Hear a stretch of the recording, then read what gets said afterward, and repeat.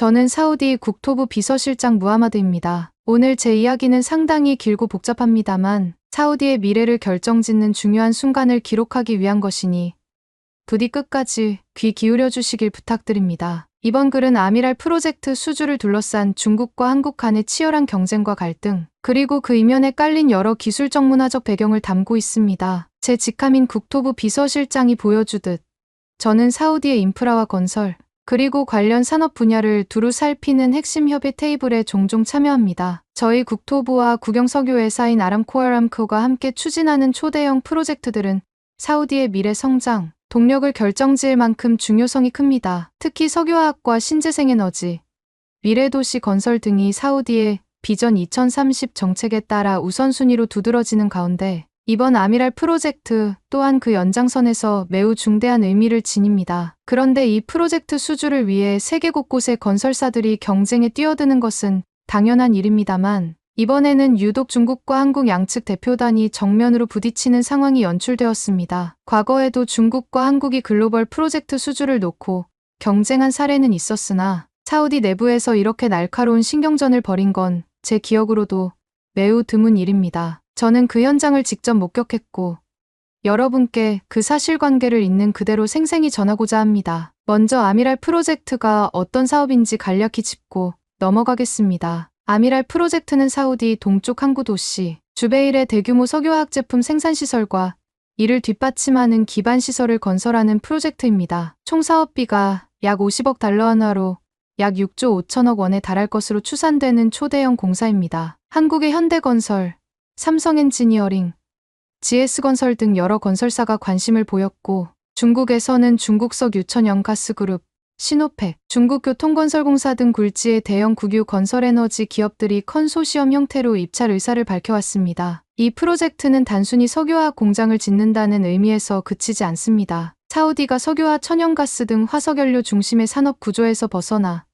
정밀화학과 첨단 소재 분야로 생산, 포트폴리오를 다변화하려는 목표와도 맞닿아 있습니다. 따라서 주베일 산업항 일대에 최첨단 설비와 기술을 도입하고 안정적인 생산 시스템을 구축한다는 점이 아람코와 국토부 모두에게 중요했습니다. 저희가 중국과 한국 사이에서 극도로 고민하게 된 이유는 바로 이 기술력과 신뢰도 vs 가격 경쟁력이라는 축이 충돌했기 때문입니다. 한국 건설사들은 중동에서 오랫동안 굵직한 프로젝트들을 무사히 완공해냈고 그런 경험을 통해 축적된 노하우와 시공 안정성을 강점으로 내세웁니다. 반면 중국은 자국 내 광대한 제조 공급망을 갖추고 있어 저렴한 공사비와 빠른 공정으로 승부를 보려 합니다. 이는 자원과 인력 동원 측면에서 중국이 가진 독보적인 장점을 잘 보여주는 대목입니다. 이야기가 본격화된 시점은 중국 특사들이 사우디 국토부를 찾아온 그날로부터 시작합니다. 통상적인 입찰 설명회나 비공식 브리핑과는 달리 중국 측은 특사特使라는 매우 외교적인 지위를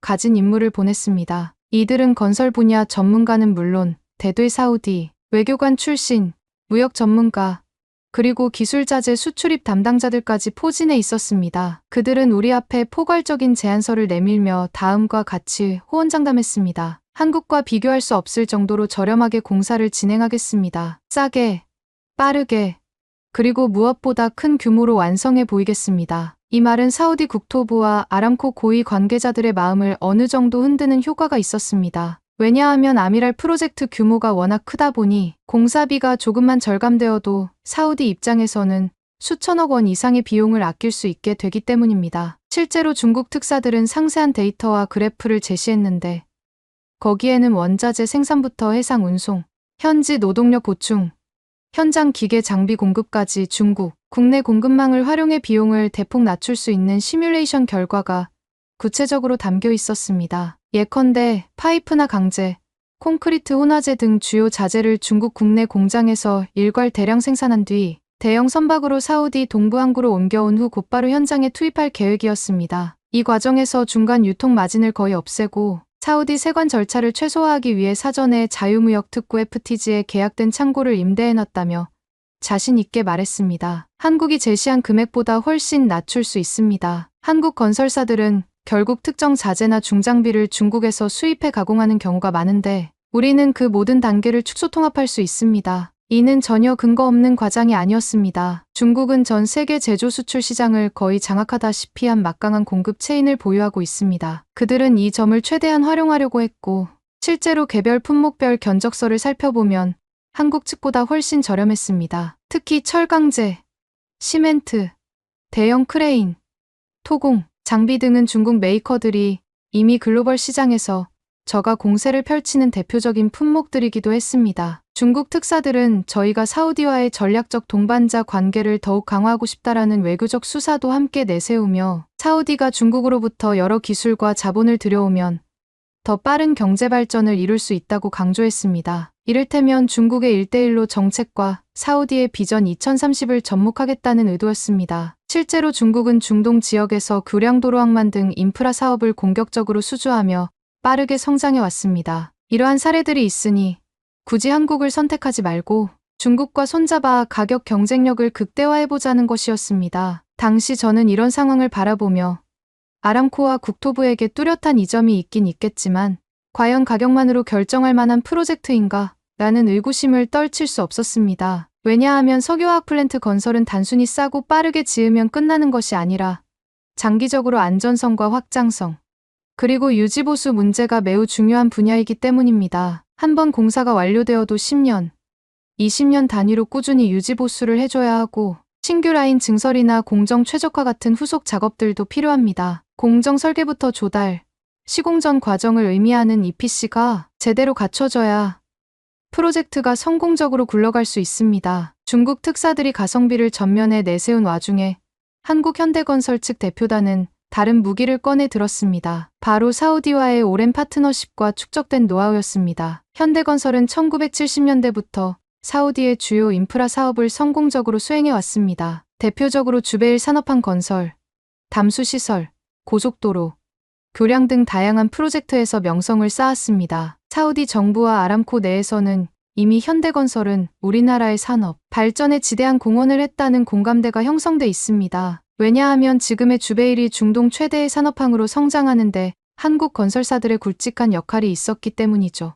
특히 사막 한가운데에 산업항을 만든다는 불가능해 보이는 프로젝트를 성공적으로 이끌어낸 현대건설의 도전 정신은 사우디인들 사이에서 전설처럼 회자됩니다. 여기에 더해 현대건설은 엔지니어링 능력, 즉 설계와 시뮬레이션, 공정 제어 시스템 구축 역량에서도 꾸준히 업그레이드를 해왔습니다. 플랜트 건설에서 핵심이 되는 Front-End Engineering Design 단계, 그리고 Detailed Engineering 과정을 얼마나 안정적으로 수행하느냐가 최종 품질을 결정짓습니다. 현대건설은 자체 R&D 센터와 국내외 엔지니어링 자회사, 그리고 다수의 글로벌 파트너와 협력 체계를 구축해 고객 요구에 맞춤형 솔루션을 제안할 수 있었습니다. 실제로 아람코 측 실무진과 기술 담당 임원들은 현대건설과 협력하면 예상치 못한 변수나 돌발 상황이 발생해도 신속한 대처가 가능하다는 점을 높이 평가했습니다. 사우디의 열악한 자연환경에서 갑작스러운 모래폭풍이나 집안침하, 해안 침식 문제가 터져도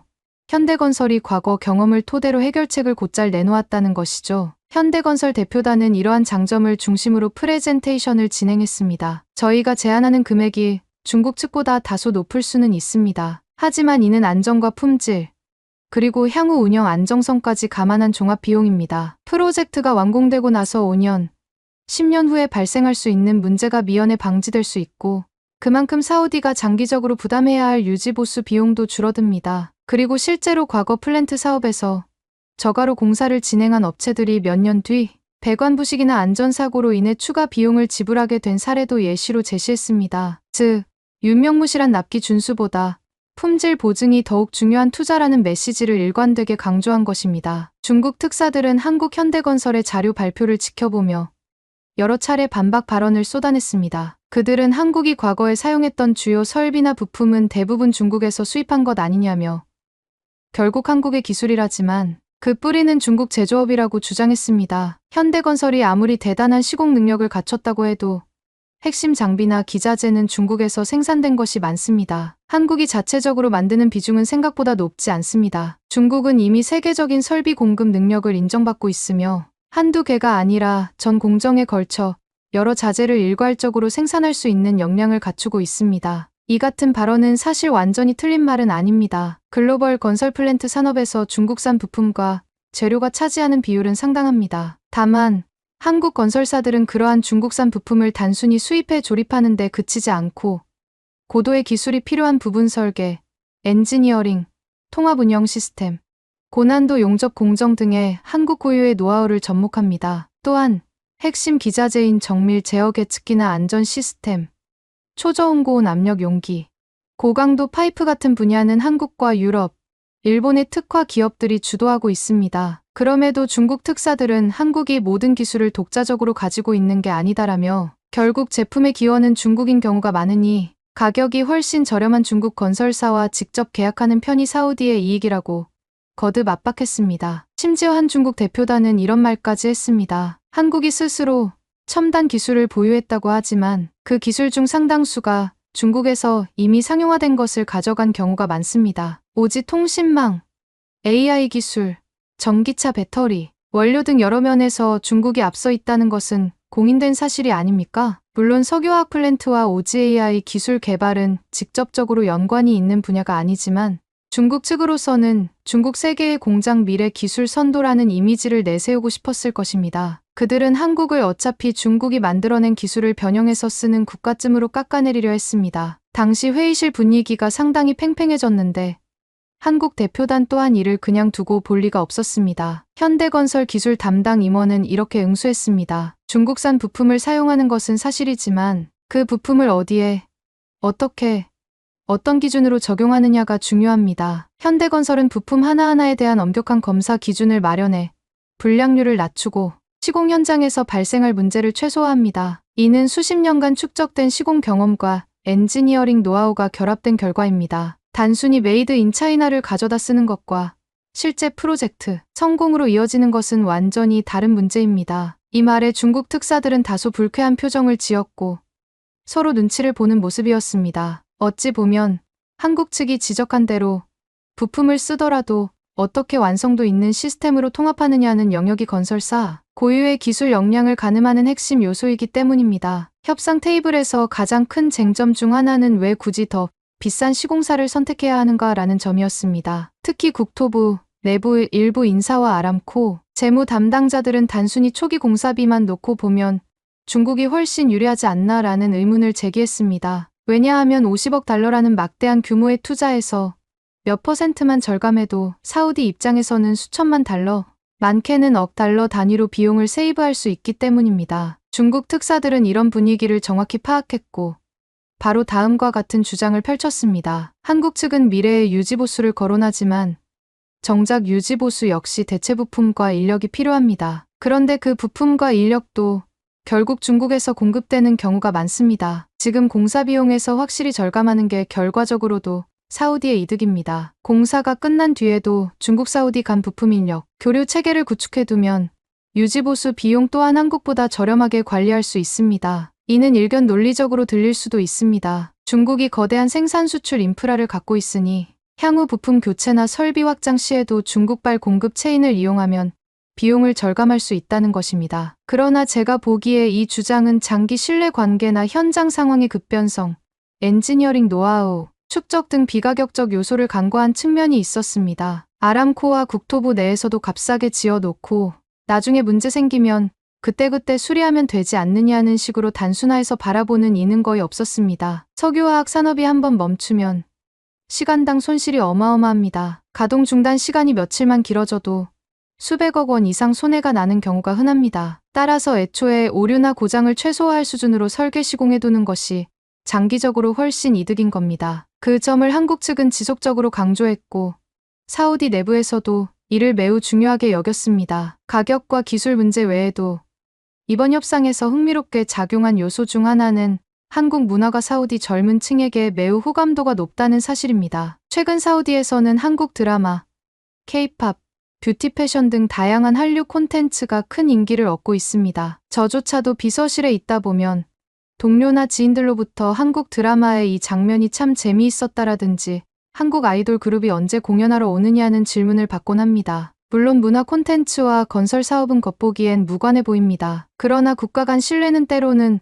얼마나 상호 간 문화를 이해하고 존중하느냐에서 비롯됩니다. 한국은 1970년대부터 사우디 건설 붐을 함께 일으키며 동시에 사우디 현지와 지속적으로 소통해 왔습니다. 한국 건설 노동자들이 사우디에서 직접 생활하며 사우디인들과 우정을 나누던 시절 이야기는 아직도 중장년층 사이에서 미담으로 전해집니다. 요즘 들어서는 한국의 문화교육 열풍이 사우디 젊은 세대까지 사로잡았습니다. 이들은 단순히 드라마를 시청하는 수준을 넘어 한국어를 배우고 싶어 하거나 한국 대학으로 유학을 가고 싶어 하는 경우가 많습니다. 실제로 국토부 내부에서도 향후 사우디 공무원 파견, 연수 프로그램을 한국 기관과 협력하여 확대 운영하자는 논의가 있을 정도입니다. 반면 중국도 사우디와 무역이나 에너지 분야에서 협력 범위를 넓히고 있습니다만 한국처럼 문화적 친밀감으로 이어지지는 않는 모습입니다. 중국 특사들은 이 부분을 중요하게 여기지 않는 듯 보였습니다. 오히려 문화는 문화일 뿐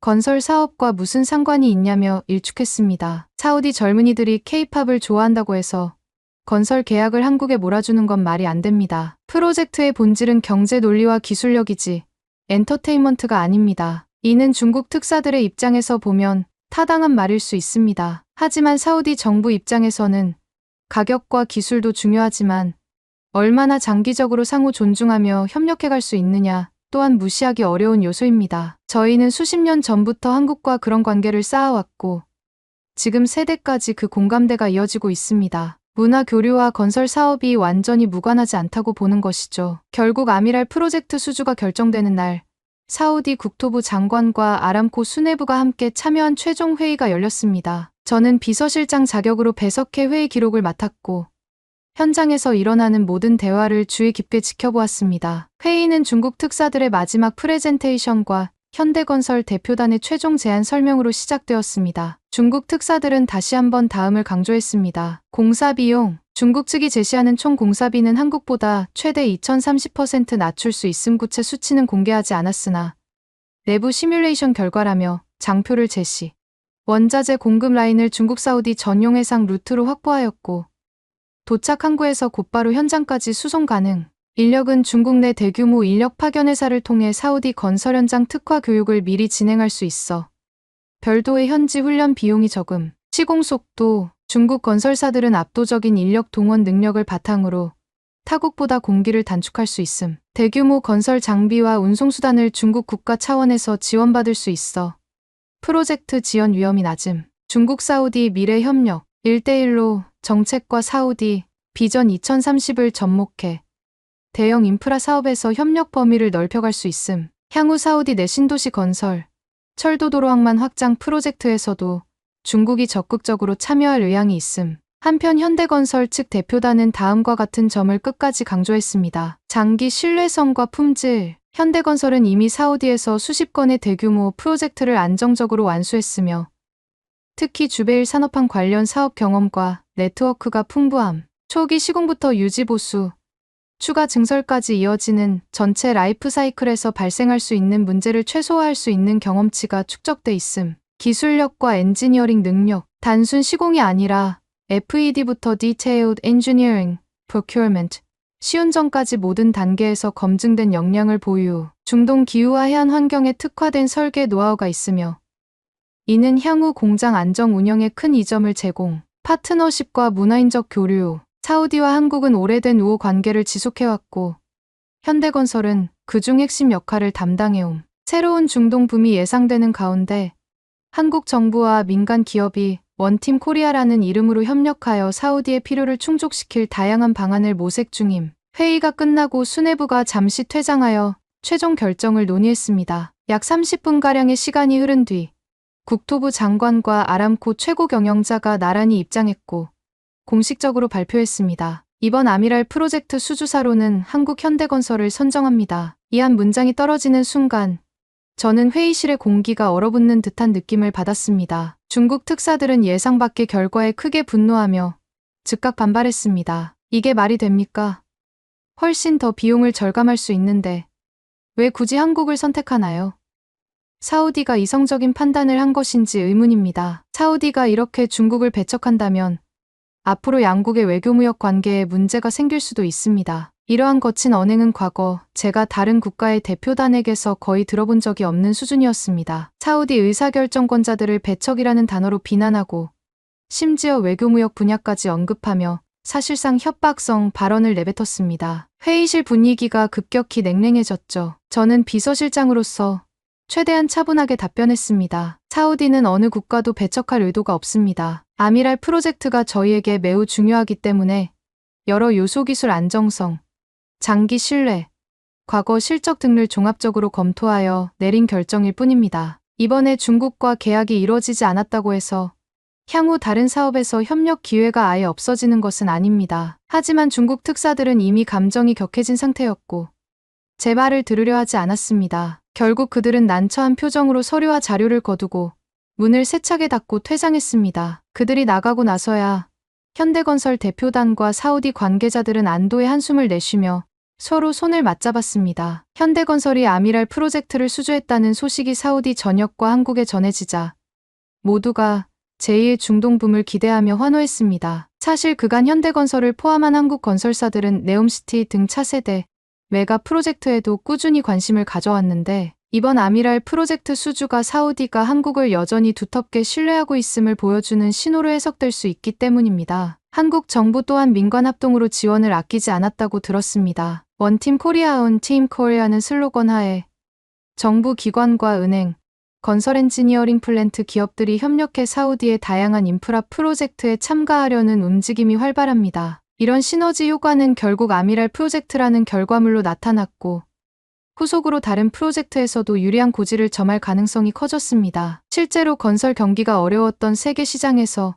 한국 건설사들은 대형 프로젝트 하나가 주는 상징적인 효과를 잘 알고 있습니다. 국내 건설사들의 해외 수주 실적이 올해 상반기만 해도 전년 대비 큰 폭으로 늘었다고 하니 사우디와 한국 모두에게 호재가 된 셈입니다. 앞서 언급했듯 중국 특사들은 결국 사우디가 중국을 거절하면 외교 문제가 생길 것이라는 으름장까지 놓고 떠났습니다. 제가 이 부분을 다시금 곱씹어보니 사우디가 옛날 같았으면 이런 압박에 굴복했을 수도 있겠다 싶습니다. 과거 사우디는 일방적인 석유 수출에 기대는 경제 구조였고 외부 강대국의 의존도가 지금보다 높았습니다. 하지만 사우디는 이제 그때와 다릅니다. 비전 2030을 통해 탈석유 시대를 준비하면서 다양한 파트너와의 협력을 늘리고 있습니다. 즉, 중국만이 유일한 대안이 아니고 한국, 미국, 유럽, 일본 등 여러 국가와 균형 잡힌 외교 경제 관계를 추구합니다. 그 과정에서 사우디가 우선시하는 건 신뢰와 품질입니다. 물론 가격 경쟁력도 놓칠 수 없지만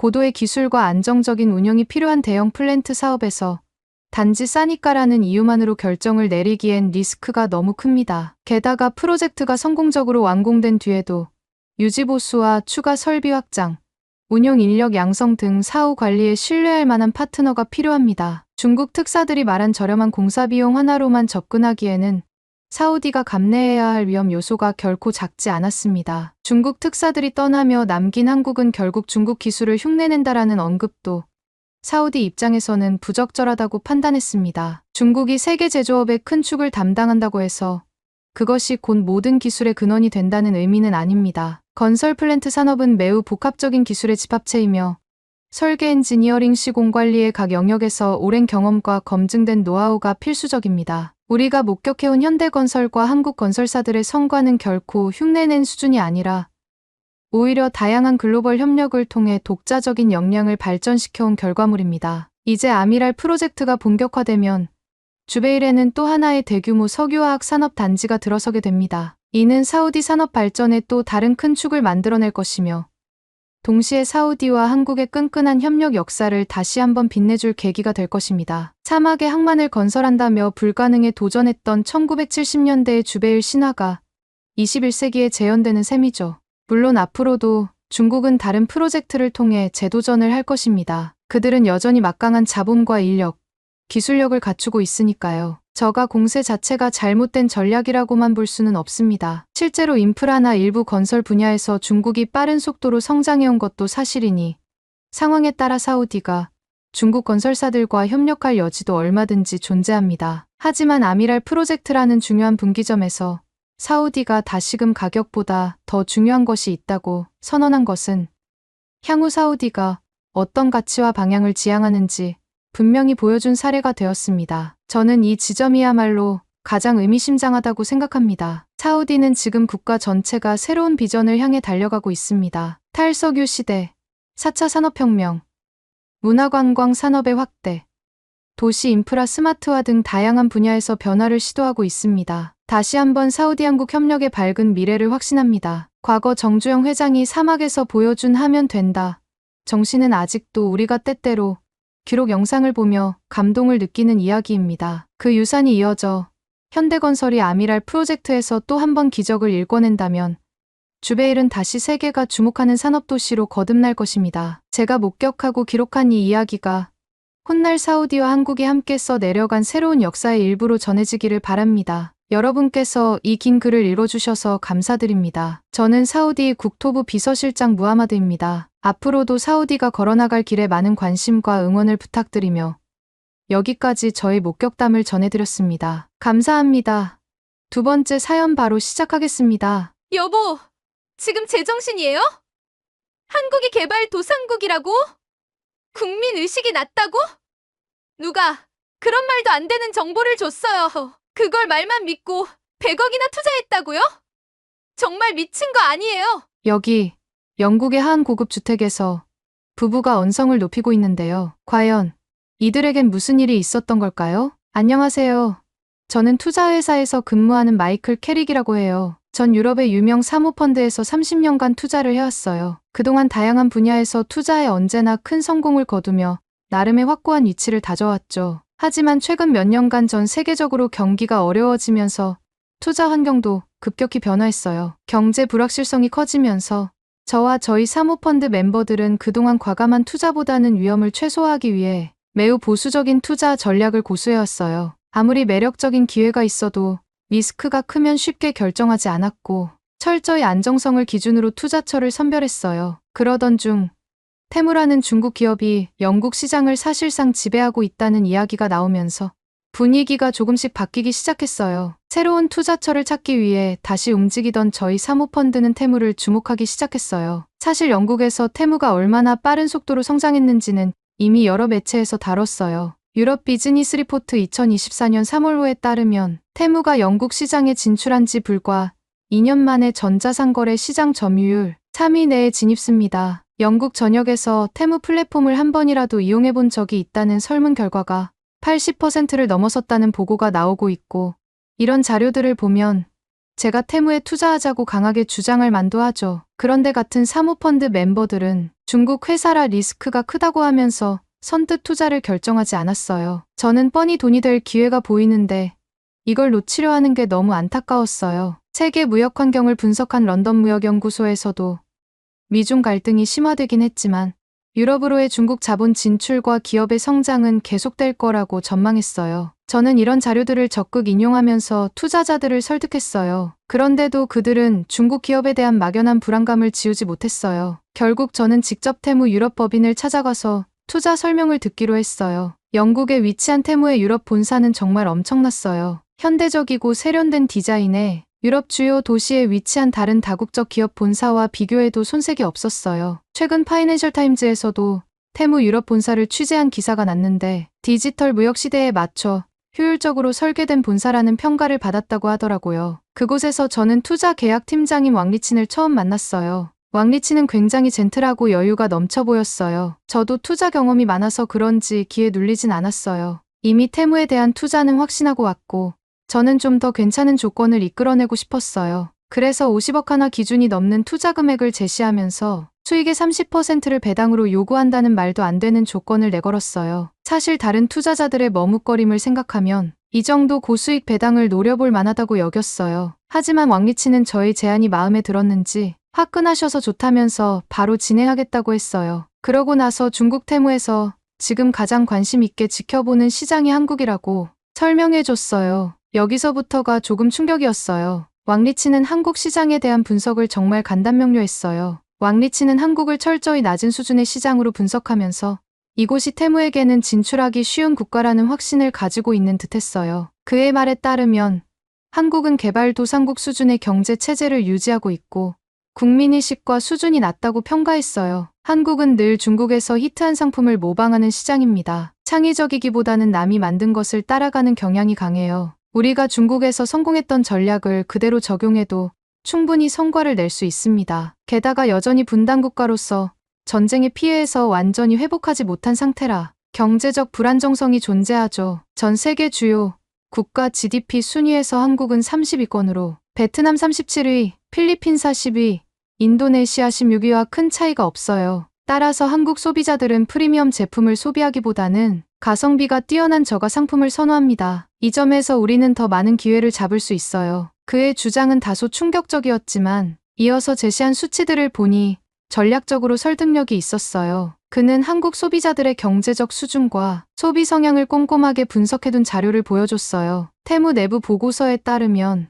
2024년 기준 한국의 1인당 국민소득은 약 3만 5천 달러 수준으로 유럽 선진국의 평균 4만 5천 달러에 크게 못 미치는 수치로 평가됐어요. 그는 이 수치를 근거로 한국은 아직 선진국의 경제 수준에 도달하지 못했다며 저렴하고 실용적인 제품을 중심으로 공략할 필요가 있다고 강조했어요. 또한 한국 소비자들이 얼마나 가격에 민감한지를 보여주는 데이터도 제시했어요. 2023년 아시아 커머스 전망 보고서에 따르면 한국은 전자상거래 시장에서 1인당 평균 소비 금액이 약 2,500달러로 아시아 평균 1,200달러의 2배를 훨씬 넘었어요. 하지만 이 소비 패턴을 자세히 들여다보면 고가의 프리미엄 제품보다는 저렴하고 대량 구매가 가능한 생활용품과 의류, 식품이 주를 이루고 있다는 점을 짚어냈어요. 한국은 좋은 품질의 물건보다는 무조건 싼 제품에 열광합니다. 최근 한국의 중산층 소비자들조차 경제적 부담을 느끼면서 더 싼 가격의 제품을 찾고 있어요. 이것이 바로 테무가 한국 시장에서 성공할 수 있는 이유죠. 왕리치는 테무가 한국에 판매할 주요 상품군을 직접 제안하기도 했어요. 그는 한국 같은 후진국에서는 의식주가 무엇보다 중요합니다. 먹고 사는 문제가 가장 우선이기 때문에 패션 의류, 신발, 그리고 간편조리 식품과 같은 저가형 제품이 가장 큰 성공을 거둘 수 있습니다라고 단언했어요. 여기서 사용된 후진국이라는 표현이 특히 귀에 거슬렸지만 왕리치는 이를 거침없이 사용하며 자신감을 내비쳤어요. 그는 한국 내 저가형 상품의 수요 증가를 뒷받침하기 위해 추가적인 수치를 언급했어요. 2023년 한국 소비재 시장 조사 자료에 따르면 한국 소비자들이 가장 많이 구입하는 온라인 상품 카테고리는 패션 의류 35%, 가전제품이 15%, 간편조리 식품이 순이었어요. 이 중 패션 의류와 간편조리 식품은 테무가 강력한 경쟁력을 자랑하는 분야였어요. 왕리치는 이 데이터를 보여주며 우리 상품군이 한국 소비자들의 주요 관심사와 정확히 맞아떨어진다고 말했어요. 우리가 한국에서 성공하지 못할 이유는 전혀 없습니다. 한국 소비자들은 브랜드 충성도가 낮고 가격 경쟁력이 있는 상품을 찾는 경향이 큽니다. 중국에서 우리가 수년간 축적한 제조 경험과 유통 네트워크를 활용하면 한국 시장을 손쉽게 장악할 수 있을 거예요. 그는 이어서 한국 시장을 위한 생산 공장을 직접 연결해 줄 거라고 했어요. 우리가 협력하는 몇몇 공장이 이미 한국과의 무역 경험이 있습니다. 이 공장들과 협력해 한국 소비자들에게 딱 맞는 상품을 저렴한 가격으로 제공할 수 있습니다. 옷과 신발 같은 기본적인 생활 필수품을 중심으로 공급하면 빠르게 시장을 장악할 수 있을 거예요. 왕리치는 설명이 끝나고 저를 바라보는 표정엔 엄청난 자신감이 넘쳤어요. 결국 저는 그 자리에서 무릎을 탁 치며 테무가 성공하는 데는 다 이유가 있구나. 각 시장을 이렇게 분석해서 맞춤형 전략을 펼치니 성공하지 않을 수 없구나라고 감탄했어요. 그리고 투자금 50억 원에서 더 늘리고 싶다. 내 집과 부동산을 담보로 대출을 좀 받아서 총 100억 원을 투자하겠다. 이 투자가 내 인생 마지막 투자가 될 거다. 이제 이걸로 노후 자금 마련하고 편하게 살겠다라며 계약서에 사인을 해버렸어요. 솔직히 그때만 해도 이 결정이 얼마나 위험천만한 일이었는지 전혀 깨닫지 못했어요. 왕리친의 분석과 자신만만한 태도, 그리고 이미 성과를 내고 있는 유럽 시장에서의 성공 사례가 제 눈을 현혹시켰어요. 집에 돌아오자마자 저는 아내에게 테무라는 회사에 100억 원을 투자했다. 중국 생산 공장에서 만든 물건을 한국에 팔아서 큰 돈을 벌 수 있을 거다라고 말했어요. 아내는 너무 놀라며 당신 제정신이에요? 한국을 개발도상국이라고? 국민 의식이 낮다고? 누가 그런 말도 안 되는 정보를 줬어요?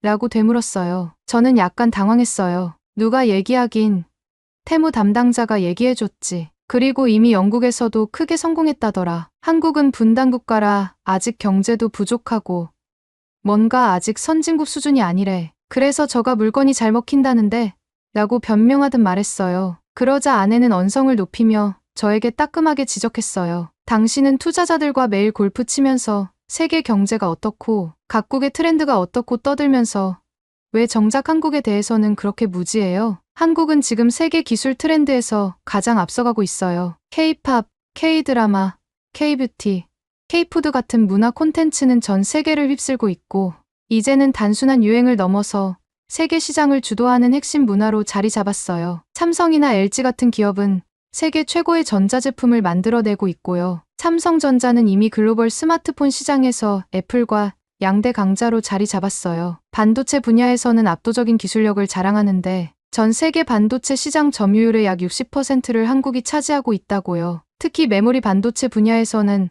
한국이 전 세계 시장의 70%를 점유하고 있어요. 이게 단순한 개발도상국이 할 수 있는 일 같아요. 말도 안 되는 소리예요. 아내는 이어서 첨단 기술 산업에 대해 더 설명했어요. 그리고 배터리 산업도 알아봐요. 한국 기업인 LG에너지, 삼성 SDI, SK온 같은 회사들이 전기차 배터리 시장에서 선두에 서 있어요. 지금 전 세계 전기차 배터리 생산량의 50% 이상을 한국 기업이 공급하고 있다고요. 유럽의 BMW, 폭스바겐뿐 아니라 미국 테슬라까지 한국 배터리를 사용해요. 이 시장에서 한국은 기술력과 신뢰성 면에서 이미 독보적이에요. 저는 멍하니 그 이야기를 듣고 있었어요. 그러나 아내의 이야기는 멈추지 않았어요. 자동차 산업도 모르는 건 아니죠. 현대차와 기아는 이미 세계 자동차 시장에서 확고한 위치를 잡았어요. 특히 전기차와 수소차 기술은 세계적인 수준이에요. 유럽에서도 현대의 아이오닉 시리즈와 기아의 EV6 같은 전기차가 엄청난 인기를 끌고 있잖아요. 심지어 현대차는 수소차 시장에서도 독보적인 기술력을 자랑하고 있어요. 그리고 조선 산업은요? 전 세계 초대형 선박의 70%가 한국에서 건조된다는 사실 알고 있어요? 한국의 조선업은 LNG선, 초대형 컨테이너선, 해양 플랜트 분야에서 독보적인 경쟁력을 갖고 있어요. 유럽과 일본도 이제는 기술력에서 한국을 따라올 수 없다는 평가를 받고 있다고요. 아내의 말이 이어질수록 저는 점점 더 말을 잃었어요. 그러나 그녀의 설명은 멈추지 않았어요. 당신은 아직도 한국이 단순히 저렴한 물건을 소비하는 시장이라고 착각하고 있어요. 한국은 이제 프리미엄 브랜드들이 가장 먼저 신제품을 공개하는 나라예요. 유럽이나 미국에서조차 출시되지 않는 프리미엄 브랜드의 한정판 가방과 의류, 신발들이 먼저 한국에서 공개돼요. 내 친구들도 그걸 사러 일부러 한국까지 간다고요. 샤넬, 루이비통, 디올 같은 명품 브랜드의 한정판 컬렉션이 한국에서 가장 먼저 출시되는 경우가 많아요. 심지어 유럽에서 품절된 제품이 한국에서는 먼저 풀리는 경우도 많아서 패션 마니아들이 한국을 부러워할 정도라고요. 아내는 거침없이 말을 이었어요. 패션뿐만이 아니에요. 롤렉스, 오메가 같은 프리미엄 시계 브랜드의 리미티드 에디션도 한국에서 가장 먼저 판매되곤 해요. 심지어 한국은 프리미엄 소비 트렌드를 이끄는 시장이라서 명품 브랜드들이 새로운 컬렉션을 테스트할 때 한국 시장 반응을 가장 중요하게 여긴다고요. 당신이 말하는 저가형 상품이 한국에서 통할 거라고요? 절대 아니에요. 한국인들은 아무리 물건이 싸도 품질이 떨어지면 절대 사지 않아요. 오히려 비싸더라도 자기 만족과 품질을 중요하게 생각해요. 요즘 한국인들이 가치 소비에 얼마나 민감한지 알아요? 싸다고 무조건 사는 게 아니라 제품의 품질, 윤리적 생산 과정, 지속 가능성까지 꼼꼼히 따져보고 사요. 그런 사람들에게 중국 공장에서 만든 저질 상품이 통할 리가 없어요. 저는 순간 등에서 식은땀이 흘렀어요. 하지만 그때는 아내의 말이 자존심을 건드린 것 같아서 목소리를 높였어요. 당신이 뭘 안다고 그래? 집에서 살림이나 하는 사람이 친구들에게 주워들은 뜬소문으로 내 투자를 평가해? 아내는 잠시 말을 멈추고 저를 쏘아봤어요. 하지만 다시 말하려는 기색이 역력했어요. 저는 그 말을 더 듣기 전에 집을 나와버렸어요. 밖으로 나오긴 했지만 마음속에서 불안감이 걷잡을 수 없이 커졌어요. 아내의 말이 터무니없는 소리로 들리진 않았어요. 평소에도 그녀는 무턱대고 말을 꺼내는 사람이 아니었거든요. 이 사람이 이렇게까지 강하게 말할 때는 분명 이유가 있다는 걸 알았어요. 아내와의 대화가 계속 마음에 걸려서 저는 다시 왕리친에게 갔어요. 한국이 진짜 확실한 투자처 맞냐? 이게 내 전 재산이나 다름없는 100억 원이다. 실패하면 난 끝장이다라고 물었어요. 왕리치는 웃으면서 당연히 확실하다. 걱정하지 말라. 그리고 오히려 시간을 내서 중국에 있는 테무 생산 공장을 보고 한국도 직접 가보시라. 그러면 더 확신할 수 있을 거다라고 말했어요. 저는 이미 계약서에 사인을 해버렸고 이게 마지막 끈이었기에 정말 제대로 확인은 해봐야겠다라는 마음으로 바로 중국행 비행기에 올랐어요. 제가 계약한 공장이 어떤 상태인지 직접 확인하고 싶었어요. 중국에 도착해 테무 직원의 안내를 받아 공장에 가봤어요. 그런데 저는 문을 열고 들어서는 순간부터 머리가 띵했어요. 공장은 매우 낡았고 작업자들은 위생 보호 장비를 제대로 갖추지도 않은 상태였어요. 심지어 옷 원단 품질은 너무 형편없었고 완제품이라고 내놓은 상품들을 보니까 온갖 하자가 다 보였어요. 봉제선이 제대로 마감되지 않은 건 기본이고 색상 번짐 현상, 심지어 옷감에 군데군데 작은 구멍까지 있는 옷이었어요. 이런 건 당연히 정상 판매가 불가능한 물건이라고 생각했어요. 저는 경악하며 물었어요. 이런 옷을 진짜 한국에 팔 계획이세요?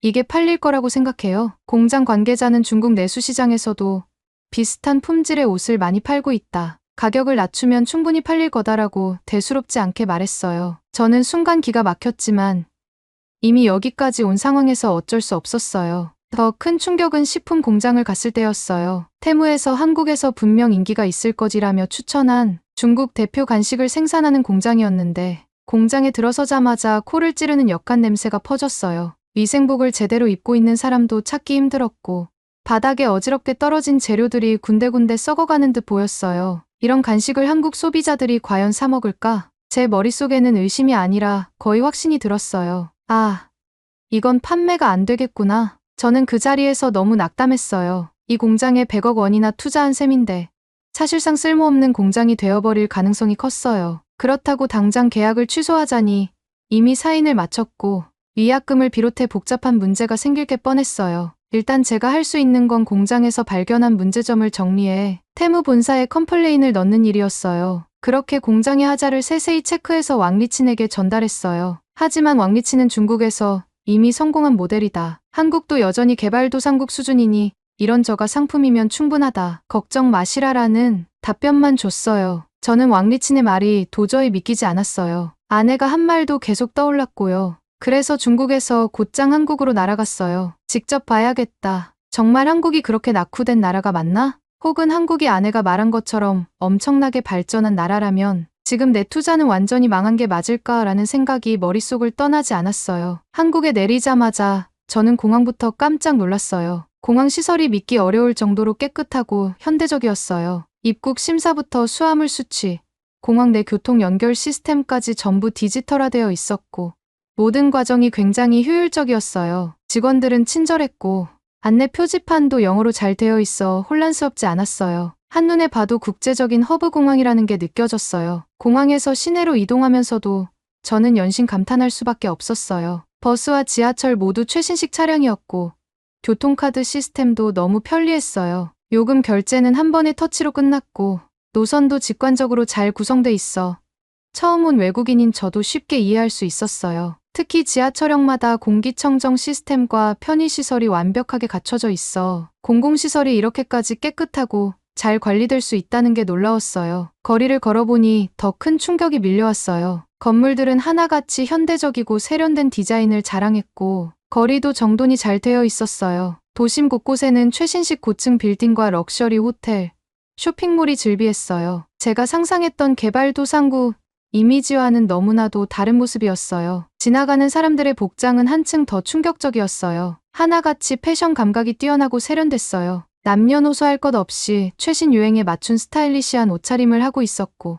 고급스러운 가방과 액세서리를 매치한 모습이 눈에 띄었어요. 유럽 주요 도시에서도 보기 어려운 패션 감각이 거리 곳곳에서 느껴졌어요. 백화점을 들어가 보니 또 한 번 놀랐어요. 곳곳에 샤넬, 루이비통, 에르메스 같은 명품 브랜드 매장이 있었고 매장마다 사람들이 줄을 서서 기다리고 있었어요. 한국에서는 명품 소비가 일상이 되어 있는 듯했어요. 이런 광경은 영국의 하로트 백화점이나 파리의 갤러리 라파에트에서나 볼 수 있을 줄 알았는데 여기서는 그런 모습이 훨씬 더 자주 보였어요. 사람들이 단순히 값이 싼 물건을 찾는 게 아니라 품질과 브랜드의 가치를 철저히 따져보고 소비한다는 걸 한눈에 알 수 있었어요. 며칠 동안 서울 곳곳을 돌아다녀 보니 아내가 했던 말이 전혀 과장이 아니었어요. 정말로 프리미엄 브랜드의 신제품이 한국에서 가장 먼저 출시된다는 것도 사실이었어요. 명품 매장 직원에게 물어보니 특별 컬렉션이나 한정판 제품은 한국에서 먼저 풀리는 경우가 많다고 했어요. 한국은 명품 브랜드들이 가장 주목하는 시장이고 새로운 제품이 성공할지를 테스트하기에 최적의 장소라고 하더군요. 또 음식점들도 눈에 띄었어요. 한국은 다양한 나라의 음식을 한자리에서 경험할 수 있는 곳이었어요. 거리마다 전 세계 음식을 맛볼 수 있는 레스토랑이 즐비했어요. 이탈리안 레스토랑, 프렌치 비스트로, 일본 스시, 태국 요리, 베트남 쌀국수까지 없는 게 없었어요. 고급스러운 파인다이닝부터 캐주얼 다이닝까지 선택의 폭이 너무 넓었어요. 특히 한국 음식도 빠질 수 없었어요. 한국 전통 음식점들은 인테리어가 고급스럽고 현대적으로 꾸며져 있었고 음식의 맛과 퀄리티도 기대 이상이었어요. 불고기, 비빔밥, 한정식 같은 전통 요리부터 프리미엄 카페에서 판매하는 디저트까지 모든 것이 세련되고 정교했어요. 다양한 종류의 한식 디저트와 음료는 완벽한 프리미엄 퀄리티를 자랑했고 제가 머무는 동안 매일 새로운 것을 경험할 수 있을 정도로 다채로웠어요. 거리를 걷다 보니 한국인들의 라이프 스타일 역시 너무나 인상적이었어요. 그들은 하나같이 건강하고 활기차 보였고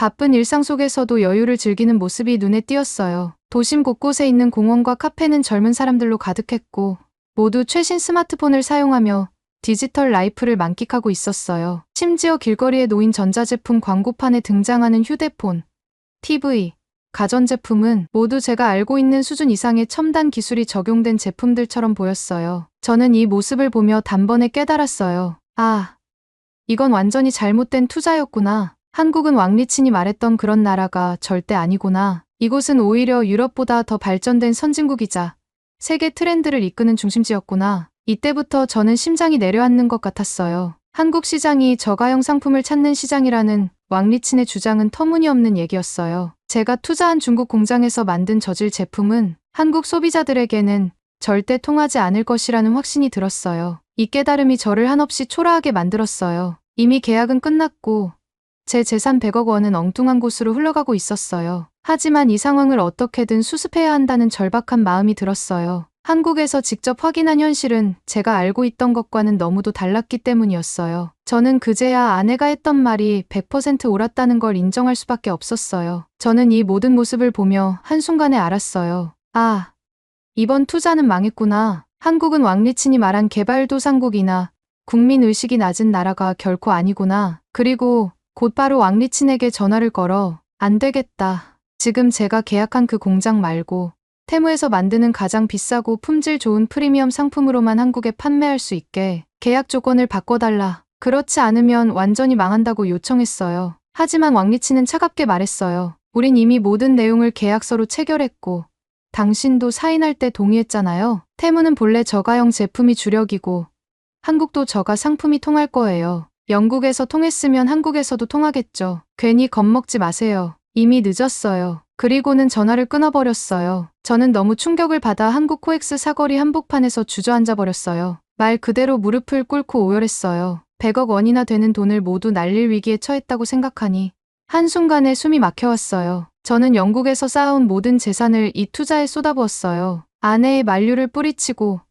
왕리친의 말만 믿고 성급하게 사인을 해버렸어요. 그리고 제 인생에서 가장 큰 실패를 맛볼 위기에 놓였어요. 한국에 와서 직접 보니 이 나라는 왕리친이 주장했던 것처럼 개발도상국도 아니고 국민의식이 낮은 나라도 아니에요. 오히려 선진국 수준의 경제력과 세련된 소비 문화를 가진 강력한 시장이었어요. 이런 소비자들이 제가 본 중국 공장에서 만든 저급 제품을 사줄 리가 없어요. 그리고 전 급한 대로 한국에 머무르며 여러 투자자들을 만나고 있어요. 현지 기업인이나 투자자 혹은 한국의 소비자 동향의 밝은 사람들과 이야기를 하려고 노력해요. 혹시라도 테무와의 계약을 일부 수정하거나 다른 생산 라인을 급히 찾아서 품질을 개선할 수 있는 방법이 있을지 아니면 애초부터 이 계약을 무효화할 수 있는 법적 수단이 있는지 알아보는 중이에요. 그렇게 몇 주를 헤매던 중 영국에 있는 지인이 소개해준 한국 투자자가 있었어요. 이름은 강준식이라고 했어요. 영국에서도 꽤 인지도가 있는 투자자들과 교류가 있었고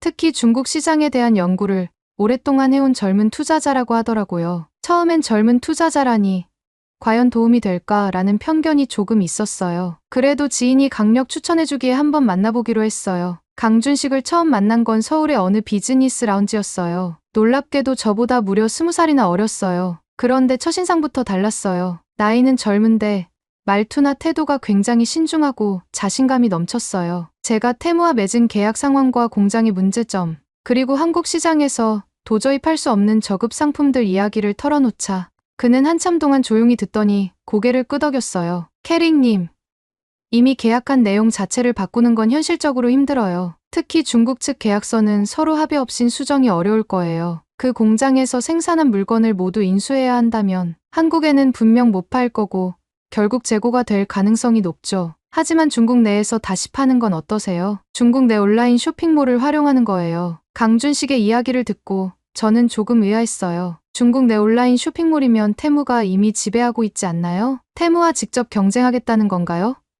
라고 물었어요. 그러자 강준식은 가볍게 미소 지으며 답했어요. 테무가 중국에서 유명하긴 해도 중국이라는 시장이 워낙 커서 또 다른 기회가 존재해요. 특히 중국 소비자들은 1위안이라도 싸면 역시 이게 더 싸다 하면서 사는 경향이 있어요. 캐릭님이 투자한 제품이 아무리 품질이 떨어져도 테무보다 1위안 싸면 이게 더 싸네 하면서 구매하는 소비자가 존재해요. 중국은 14억이 넘는 인구가 있고 원래부터 가격에 매우 민감하거든요. 게다가 온라인 플랫폼이 다양해요. 타오바오, 징동 JD.com, 핀더더 같은 곳도 있고 심지어 각종 소규모 쇼핑몰, SNS 마켓이 우후죽순으로 생겨났어요. 여기서 테무보다 1위안 싸게 판다고 홍보를 하면 충분히 승산이 있을 거예요. 저는 솔직히 반신반의했어요. 정말 겨우 1위안 싸다고 사람들이 저질 제품을 살까요? 라고 물었어요. 강준식은 중국 소비자들의 특성을 조금이라도 알면 이 방법이 왜 효과적인지 이해할 수 있을 거예요. 물론 모두가 그렇진 않겠지만 중국은 워낙 인구가 많고 조금이라도 더 싼 걸 찾는 성향이 강한 계층이 존재해요. 한국 소비자와는 완전히 달라요. 그래서 일단 믿어보기로 했어요. 계약한 물건이 한국으로 온다는 시점에 맞춰 강준식이 소개해준 중국 업자와 접촉했어요. 이 업자는 중국의 온라인 마켓을 잘 아는 사람이었어요. 테무보다 1위안 싸게 라는 슬로건을 달고 사이트를 만들어버렸어요. 그리고 SNS나 각종 온라인 커뮤니티에 대대적으로 홍보했어요. 테무가 싸다고.